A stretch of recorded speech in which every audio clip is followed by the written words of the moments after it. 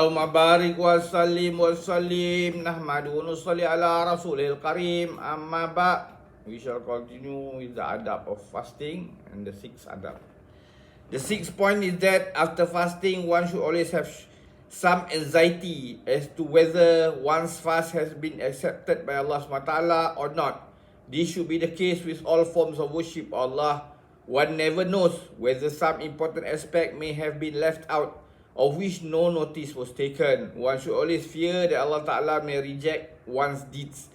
Rasulullah SAW said, many reciters of the Quran are being cursed by the Quran. He also said, on the day of Qiyamah, one of those whom Allah Ta'ala shall judge first shall be a martyr in the path of Allah Ta'ala, and Allah Ta'ala shall call him and remind him of all his favors to him, to which he will admit. He shall then be asked, what have you done by way of expressing gratitude for his favors? The martyr shall reply, I fought in your cause till I was martyred. Allah SWT shall reply, it is not so. You fought so that you shall be called a brave man, and so it has been said. Thereafter it shall be commanded that he be dragged face on the ground and thrown into Jahannam.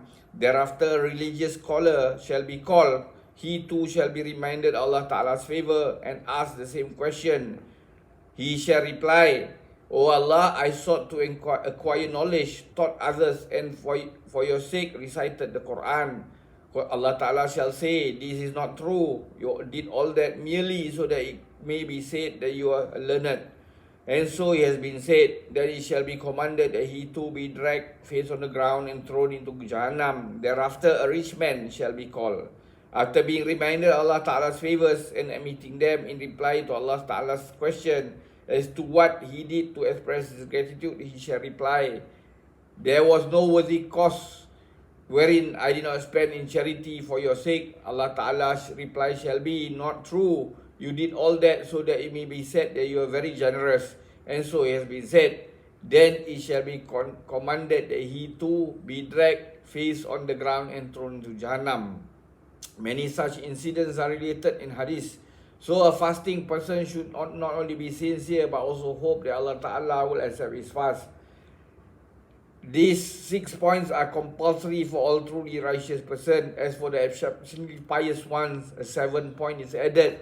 That is, during fasting, the heart should not be turned towards anyone except Allah Ta'ala, so much so that during the course of the fast, there should be no worry as to whether there shall be something to eat for the breaking of fast. Some Masaih even consider it a fault to think about food for breaking the fast, and that one should try to get something, because this shows lack of faith in Allah Ta'ala's promise of being responsible for taking all our needs. The Quran commands fasting has been prescribed for you. The commentators of the Quran say from this ayah, it is seen that fasting is made compulsory for every part of the body. Thus, fasting of the tongue means to avoid falsehood, etc. Fasting of the ears means not listening to evil. Fasting of the eye means not to look at any form of evil and sin. Similarly, fasting of self means to be free from all bodily desires.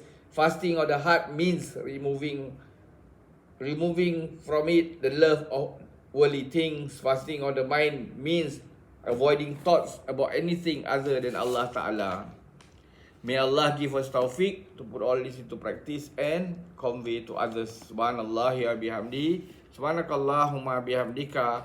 Asyhadu an la ilaha illa anta astaghfiruka wa atubu ilaik. Subhana rabbika rabbil izzati amma yasifun wa salamun al mursalin walhamdulillahi rabbil alamin. Taqabbalallah.